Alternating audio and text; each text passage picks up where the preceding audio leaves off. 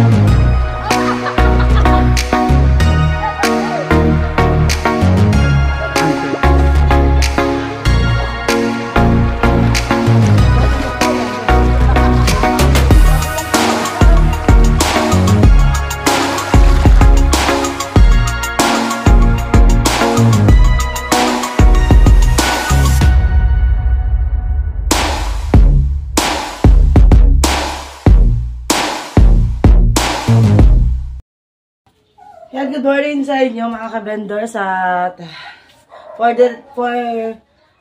today's vlog, tayo ay maglilinis muna ng bahay bago tayo magmaritisan. Wait lang at anin ko na Summer. Summer!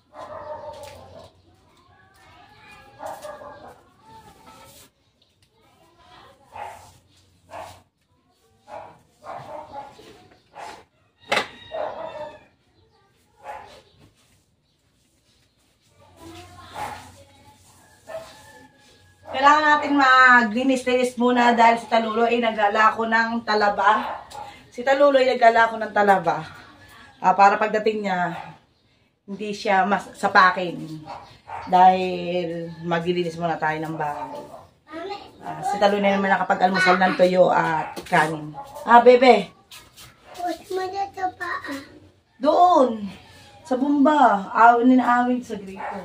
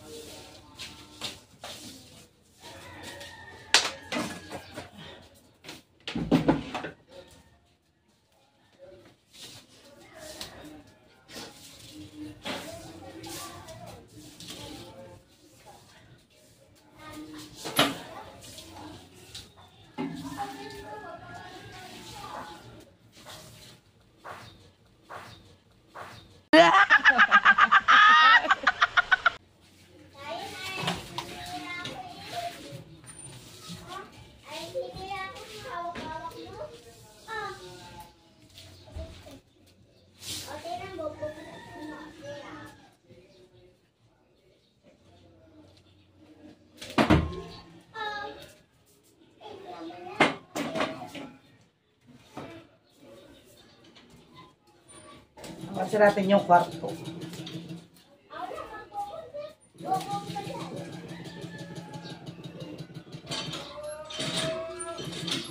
Ay, nasa na yung mga bag ng mga bata. Nalalakan.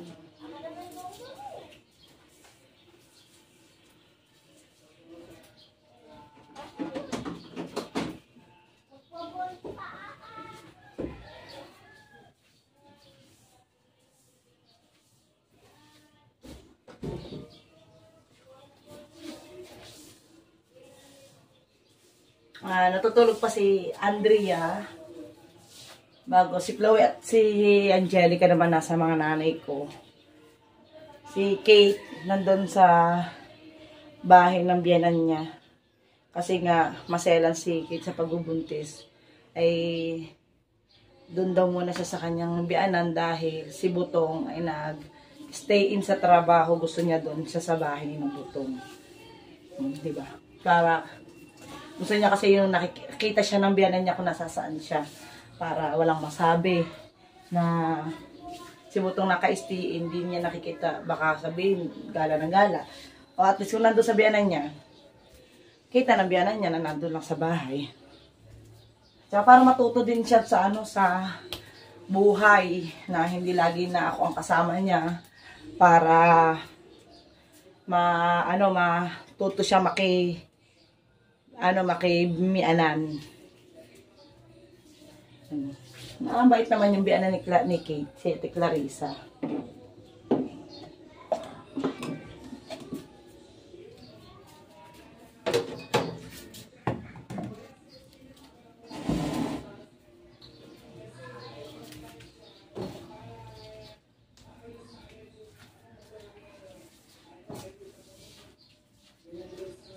Ayan, medyo malinis-linis na yan. Hindi yan masyadong malinis, pero medyo malinis lang. Yan. Dahil mamaya, ayan na naman yung mga adjunakis ko, magkakalat na ulit ang mga yan.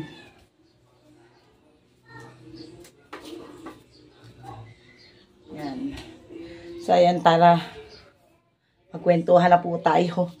Dahil medyo nakapagwalis-walis na nga tayo. Pwede na tayong maritisan. Tara, let's go. Yan ang mamarites ko sa inyo. Kasi si Kakaldag ay nagpasabi dun sa tita niya na kinausap kasi ako kagabi ng tita ni Kakaldag dahil daw may napanood sila na mayroong nag-vlog dito sa Bukana na ang caption ay sa kubo natulog si Kakaldag. So ayan, ngayon hindi ako makontak kahapon ni Kakaldag kasi gamit ng anak ko ang cellphone ko. Nagpunta ako ng Pulaw kagabi, nakita ko doon yung tita ni Kakaldag. So, tinawag ako. Ngayon, nung tinawag ako, sinabi niya sa akin na kinokontak daw ako ni Kakaldag, hindi daw nga ako makontak. Kaya pinasasabi na lang pag nakita daw ako. Dahil tinanong ako ng tita ni Kakaldag, di ba ako daw yung kasama ni Kakaldag ng kumuha ng damit dahil nga kasama nga siya dun sa paghatid nga dun sa mga anak ni Idol. Yan yun. Sabi ko, oo, ako ang kasama niya. Sabi niya, bakit daw na may mga nagko-comment at saka nagbabash at saka yung may nag-vlog nga daw na ganyan na doon natulog sa kubo. Kaya sabi nga nung tita ni Kakaldag, ako daw yung magpaliwanag. Kaya, ito sabihin ko sa inyo, ako ang kasama ni Kakaldag dahil sinamahan ko siya nung tapos na kami mag-happy-happy ni na Idol, ni na Kuya Kabungot. Sinamahan ko si Kakaldag na kumuha ng susuotin kasi sasama siya dun nga sa akin na Idol. Kasi ang usapan, 2:00 ng madaling araw, ang alis nila ni na Idol, papunta nga dun sa Ngayon, noong nakarating na kami sa kubo, sabi ni Kuya Kabungot, hintayin ng samahan ko daw si Kakaldag. At si Idol, kinokontak niya kasi nandun nga si Idol sa kwarto. Si Kabungot nasa baba, nasa may kubo doon sa baba. Kakwentuhan namin. Nagkukwentuhan kami tatlo. At si Kabungot ang kinontak niya si Idol dahil nga baka gising pa, aalis na sila. Dahil usapan nga ay 2:00 na madaling araw. Kaya nandun kami nag-aabang para may kasama si Kakaldag. Pinasamahan siya sa akin ng tita niya. Ngayon, ay si Idol hindi makontak dahil kaya sabi ni Kuya Kabungot ay baka nakatulog daw si Idol. Kaya ihintay na lang namin tatlo na magising si Idol. Inabot kami sa kakwentuhan ng alas 3 na mahigit. Mag-aalas 4 na ng madaling araw na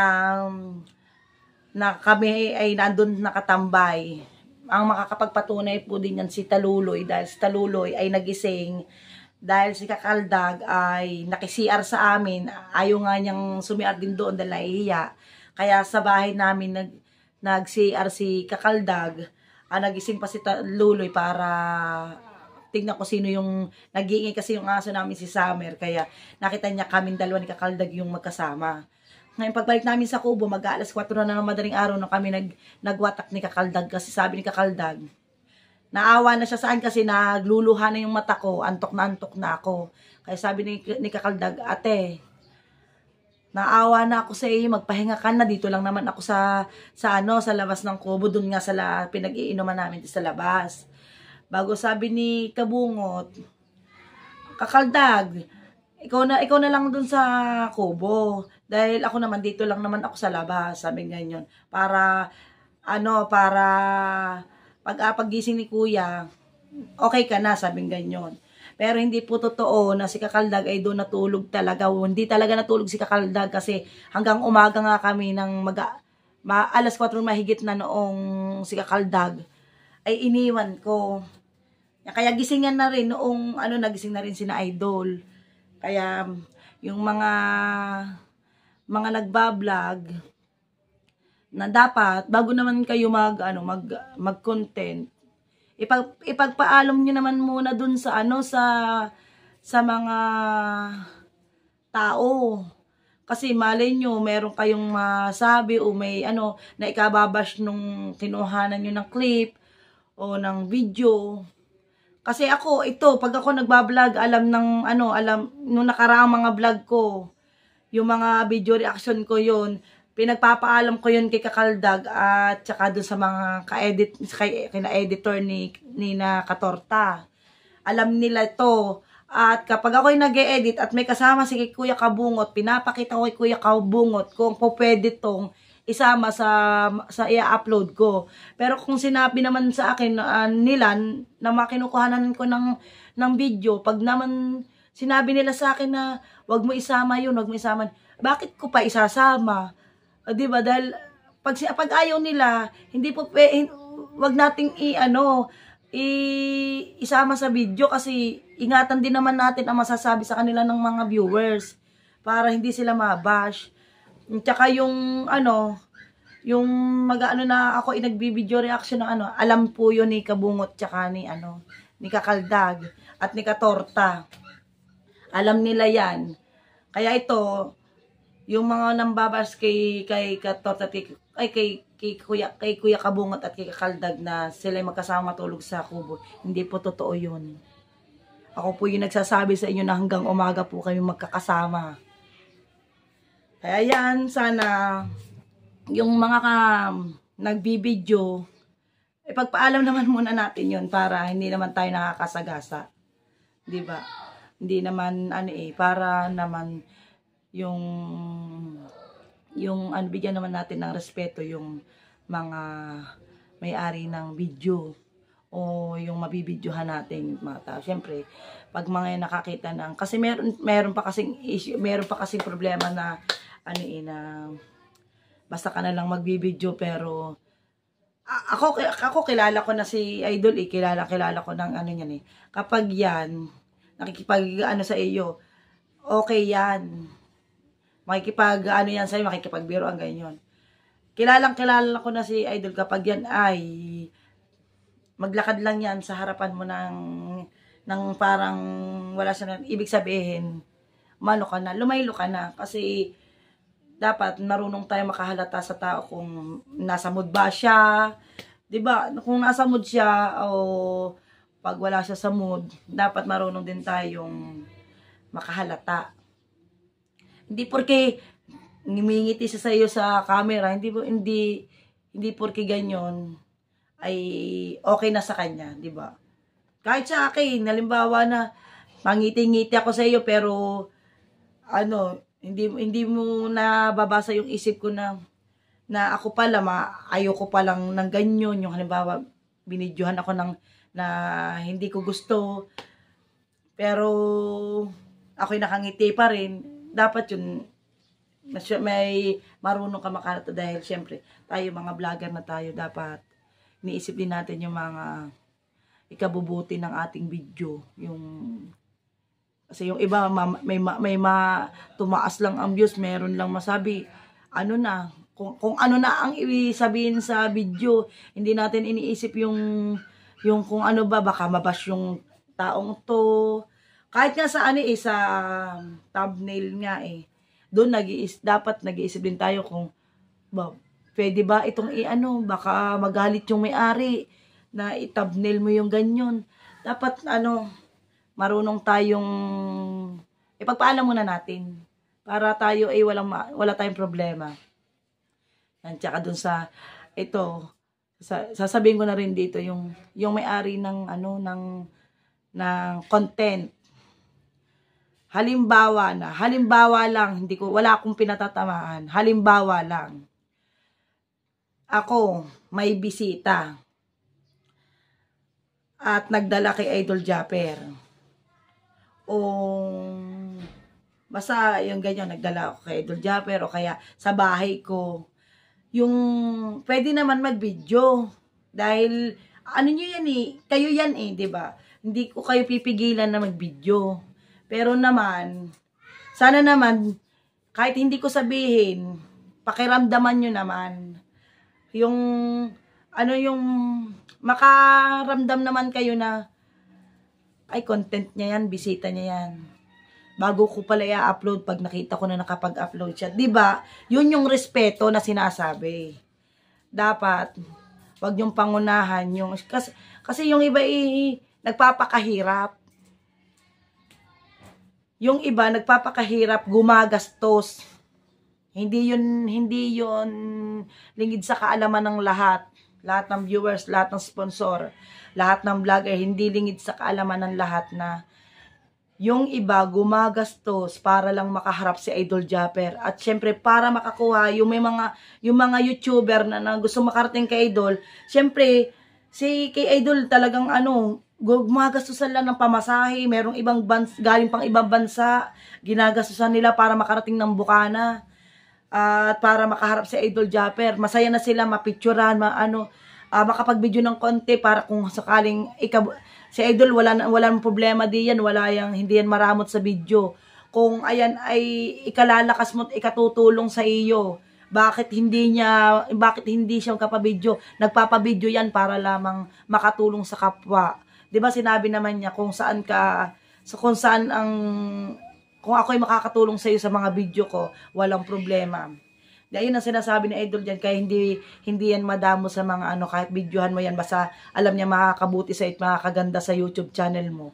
Walang problema kay Idol. Pero kung yun nga ganyan ang sinasabi ko dun sa topic natin, na sana bigyan natin ng respeto yung may-ari ng content. Ilang beses na natin yan nakikita natin na ganyan, may mga sariling content. Uunahan ninyo ng nandyan lang kayo sa sulok nagbibideo, mamaya nauna pa kayong mag-upload. Diyan naman, bigyan naman natin ng konting respeto yung may-ari ng content. Kasi pinag-iisipan nila, ginagastusan nila yan. Bagos maunahan. Di ba disappoint ba ang tawag doon? Hindi ko ba naman alam. Ayun na nga. Pero wala akong pinatatamaan na. Ayun naman ay yung nasa isip ko lamang. Yun kasi ayun ay ginagawa ko. Hindi ako, nagbibideo-video ako, pero kumukuha ko ng mga clip, mga video, kahit sa kubo. Pero tinitingnan ko naman yung hindi ako nakikipag-unahan. Kasi yung iba, porque alam nila na mayroong maraming nagbibideo, ay unahan mag-upload. Pero hindi nila iniisip yung may-ari ng content. Pero dapat ayun ang isipin natin, yung may-ari ng content muna. Hindi tayo nakikipag-unahan dahil yan kanya-kanyang viewers yan. May kanya-kanya naman yung alam naman natin yung mga viewers na kahit na pare-paras na ng content, nanonood din yan sa atin. Dahil syempre may mga solid supporter tayo eh. Kaya tayo dapat hindi tayo nag-uunahan sa mga upload ko sakaling pare-paras tayo ng content dahil unahin muna natin yung may-ari ng content.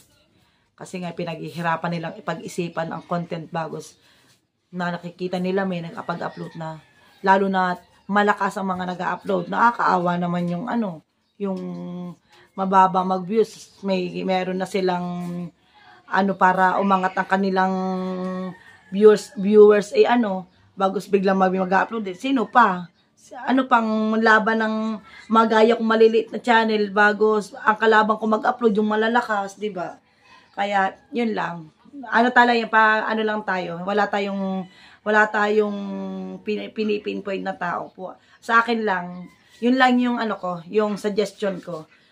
Yung mga sariling content tsaka yung sana magpaalam muna sa mga may-ari ng video, yung sa gaya ni na kamahal ni na Sisteret. Ayan, alam yan, may paabiso yan ni Idol Japper na pwede sila sa ayan, may paabiso si Idol Japper dyan na pwede yun kumuha ng mga kung saan makakatulong kina Sisteret at kinakamahal ng reaction video. Ayun, yun.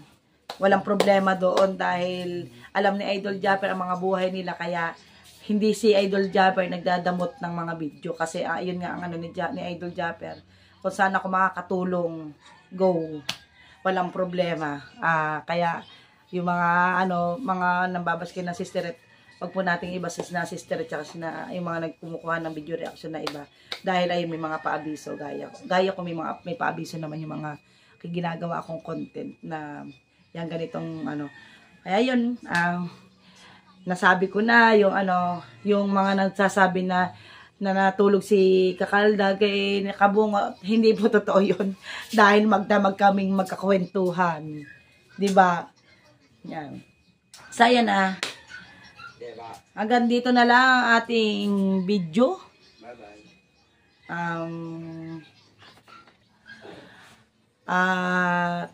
Hindi pa natin alam kung tapos na to kasi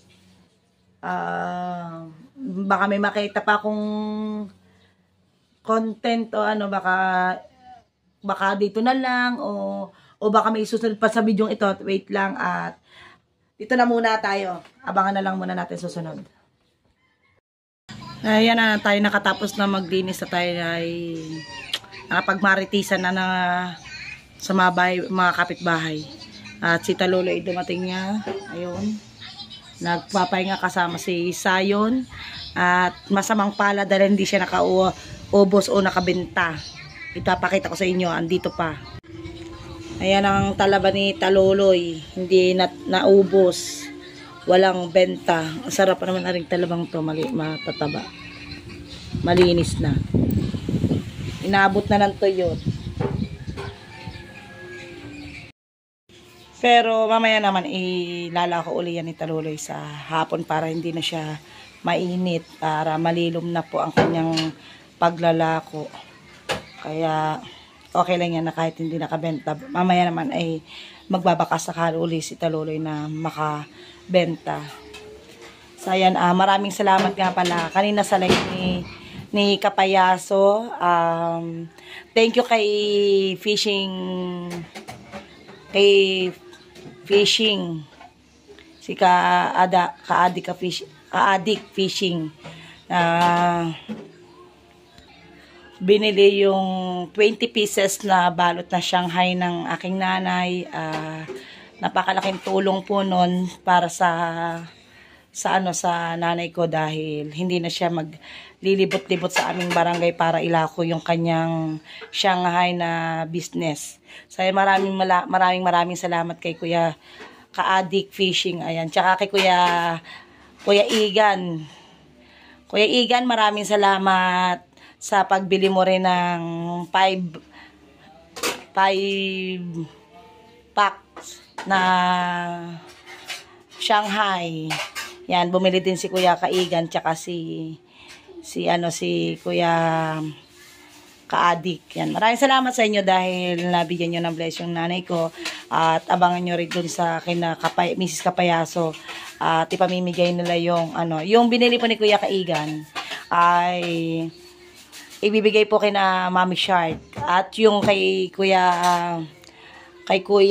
Ka-addict ay ipamimigay naman sa mga senior. Yan, maraming salamat sa inyo dahil may natulungan na naman kayo dito sa amin. Mga senior, yun sa family ni Daddy Shark. At syempre sa nanay ko dahil napakalaking tulong yung pagbili niyo sa kanya. Thank you. At hanggang dito na lang po ang ating vlog. Yan, maraming salamat sa mga nanonood sa ating subscribers, sa lahat ng sumusuporta sa amin. Maraming salamat sa inyo. At sa aking vlog na to, peace po tayo. Wala pa akong, sa akin po ay, lang yun, suggestion ko lang po lahat yun.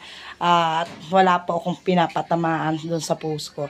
So, yan na, peace. Wala po tayong, issue. Good vibes lang po tayo. At maraming salamat sa lahat ng sumusuporta. At yan, abangan nyo po yung ang love team ni Kuya Kabungot at kay Kakaldag. And thank you kay Idol Japper sa kanyang mga solid na suporta sa amin. Yan. Thank you. At sana makauwi ng okay sina Idol Japper dahil sila ay naghatid nga dun sa anak ni Idol. Ayan, thank you sa inyong lahat. I love you all.